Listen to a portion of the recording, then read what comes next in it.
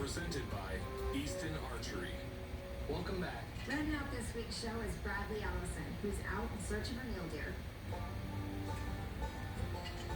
It's absolutely fabulous to come to a place where, as a hunter, you're made to feel welcome and be able to enjoy the time where you're out here with folks that treat you like family.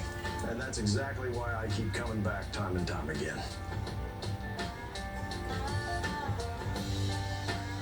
It's phenomenal when you come from the state we come from in the area. While we see game at home, nothing compares to the numbers that you have and the quality of the animals out here in Wyoming. It's outstanding.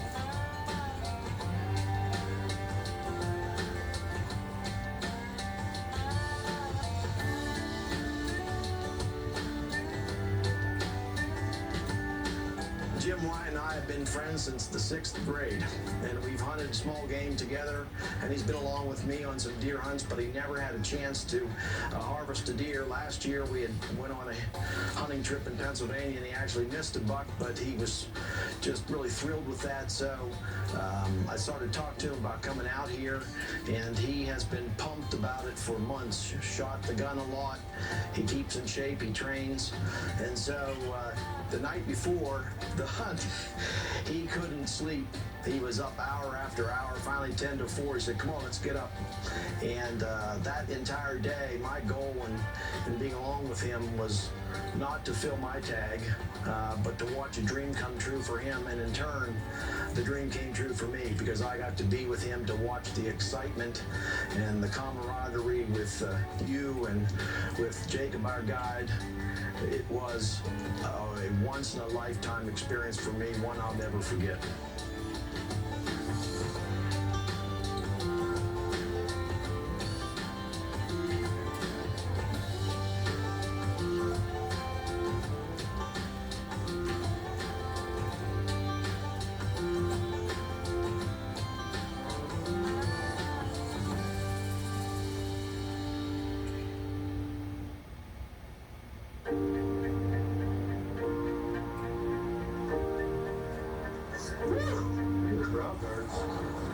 Look at that, you brother. Thanks, my brother. Thank you, brother. Nice deer, Jim. Oh, man. Look at that. Look at that. Well, the last couple of days, we've been seeing lots of deer. Been looking for particular 4x4s, animals that are mature, and passed on some other deer within the last couple of days. But today, the weather was outstanding in the morning. We went to a beautiful place.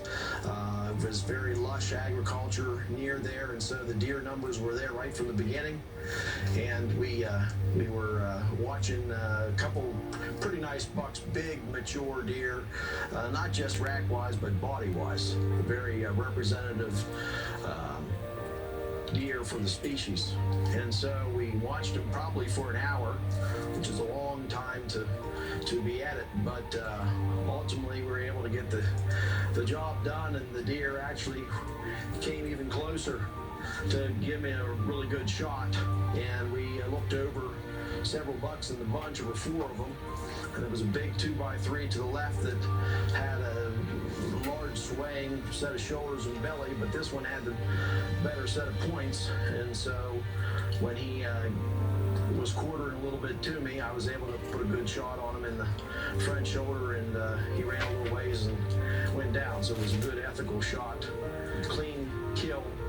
Glad the animal didn't suffer, and for me it was a moment of joy. I give God thanks for being able to come back and enjoy Wyoming. You down?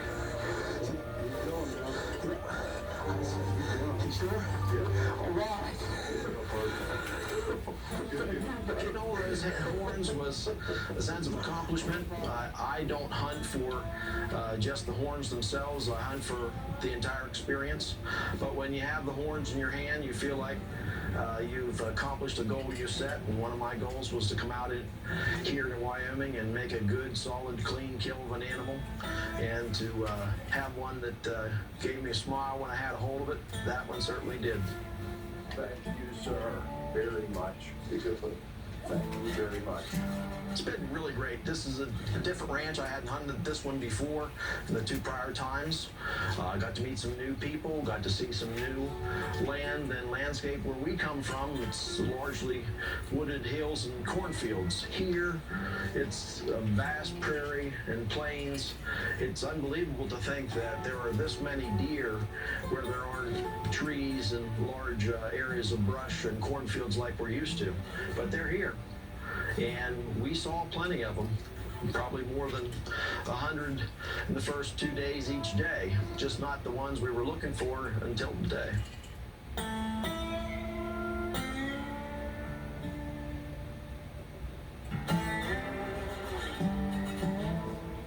Nice work, Bradley. Thanks for watching. We'll see you next week on The Life. Closed captioning presented by huntingwyoming.com. When the kids turn